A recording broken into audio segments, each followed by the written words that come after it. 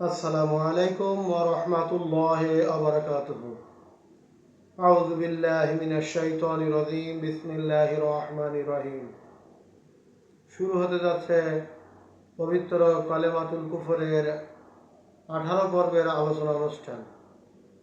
আজকে 18 পর্বের আলোচনা অনুষ্ঠানে থাকছে কালেমাতুল কুফরের 3 নম্বর বিষয়, আল্লাহ পাকের সৃষ্টির ফেরেশতাগণ সম্পর্কে কি ধরনের কথা বললে মানুষ কাফেরে পরিণত হয়, এর থেকে ইনশাল্লাহ আমরা জানার চেষ্টা করব।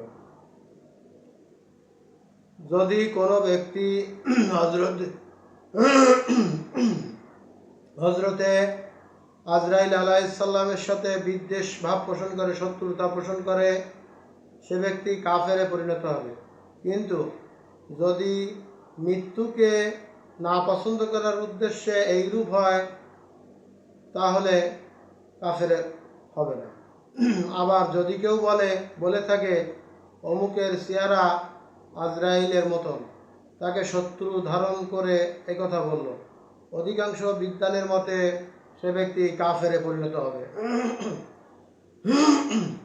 আবার যদি কোনো ব্যক্তি যদি বলে থাকে আমি অমুক ব্যক্তিকে সাক্ষী হিসাবে করব না, যদিও সে আজরাইল, মিকাইল, জিব্রাইল হয়, সেই ব্যক্তি কাফেরে পরিণত হবে। আবার একজন আরেকজনকে বলল, তার সাথে কলহ হলো, গ্যাঞ্জাম ফেসাদ হলো। এখন যে কোনো একজন বলিল তোমার সহিত সাক্ষাৎ করা মানে আজরাইলের সাথে সাক্ষাৎ করা।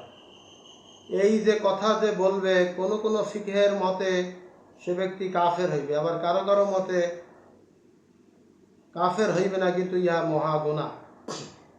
তারপরে আসেন, কেউ যদি বলে থাকে আমি মালাকুল মউত আজরাইলকে এত পরিমাণ টাকা পয়সা দেব যে তোর জানটা কবজ করে নেবে, সেই ব্যক্তি কাফেরে পরিণত হবে। হযরতে আবু যর রাদিয়াল্লাহু তাআলা আনহু বলিয়াছেন, ফেরেশতার প্রতি অবজ্ঞা করার কারণে কাফেরিমূলক কাজ হইবে, সে ব্যক্তি কাফের হইবে। আবার কেউ যদি বলে থাকে হযরতে আজরাইল আলাইহিস সালাম অমুকের প্রাণ নিয়ে যাইতে ভুল করিয়াছে, সে কাফের হইবে। কারণ ফেরেশতারা সবসময় আল্লাহ পাকের হুকুম পালন করে, তাদেরকে মানুষের মতন জিনের মতন নফস দেওয়া হয় নাই, তারা সর্বসময় আল্লাহ তাআলার হুকুম পালন করে। এই জন্য ফেরেশতাদের উপরে কোনো প্রকার দোষারোপ সাব্যস্ত যদি কোনো ব্যক্তি করে, সেই ব্যক্তি কাফেরে পরিণত হবে। এই জন্যে মুখ আছে বলেই যা কিছু বলা যাবে না। তার কারণ হলো সমগ্র কিছু ফেরেশতারা লিপিবদ্ধ করতেছেন। পবিত্র কোরআনুল কারীমের 50 নম্বর সূরা কফ এর 16, 17, 18 নম্বরে কি বলতেছেন আল্লাহ তাআলা দেখি। وَلَقَدْ خَلَقْنَا الْإِنسَانَ وَنَعْلَمُ مَا تُوَسْوِسُ بِهِ نَفْسُهُ وَنَحْنُ أَقْرَبُ إِلَيْهِ مِنْ حَبْلِ الْوَرِيدِ।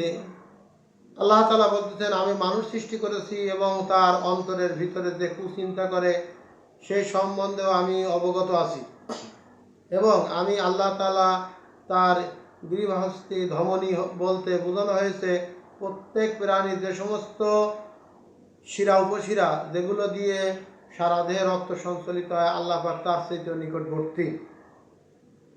অতএব আল্লাহ তাআলা বলতেছেন, ইয ইয়াতালাক্কাল মুতালাক্কিয়ানি আনিল ইয়ামিন ওয়া আনিশ শিমালি কয়িদ। যখন বান্দারা যা কিছু তাদের জবান দ্বারা প্রকাশ করে, তাদের দুই ঘাড়ে ডাইনে এবং বামে দুইজন ফেরেশতা আমি আল্লাহ মোতায়েন করে রেখে দিয়েছি, বান্দার আমলনামা লিপিবদ্ধ করে। এবং মা ইয়ালফিযু মিন কাওলিন ইল্লা লাদাইহি রাকিবুন আতীদ, এবং সে যে কথাই উচ্চারণ করে তা সবসময় গ্রহণ করে এবং তার কাছে প্রহরী রেডি করা আছে সবসময়। অতএব 3টি সময় মানুষের কাছে ফেরেশতারা থাকে না। 1 নম্বরে কোনো মানুষ যখন উলঙ্গ হয়, 2 নম্বরে যখন কোনো স্বামী স্ত্রী সহবাস করে, 3 নম্বরে যখন কোনো ব্যক্তি প্রসাব পায়খানা জরুরত সারার জন্যে যায়, তখন ওই ঘাড়ের ফেরেশতারা তখন তাদের সাথে থাকে না। ফেরেশতারা তখন তার থেকে নেমে বাইরে চলে যায়। অতএব ওই ফেরেশতাদেরকে আল্লাহ তাআলা এমন শক্তি দিয়েছেন, তারা কি করে তখন সেটাকে তারা লিপিবদ্ধ করে।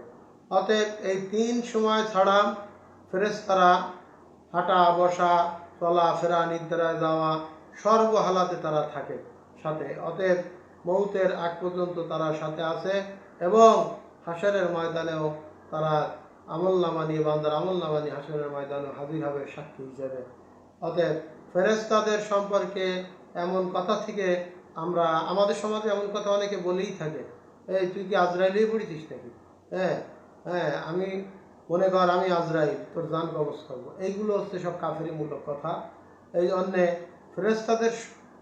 ফেরেশতাদের সম্মানসূচক কথা বলার চেষ্টা করি এবং এগুলো থেকে আমরা বিরত থাকি, এবং যারা এই সমগ্র কথাগুলো বারংবার বলে তাদেরকে আমরা নিষেধ করি, এবং যারা বলি তার খাস করে তওবা করার চেষ্টা করি।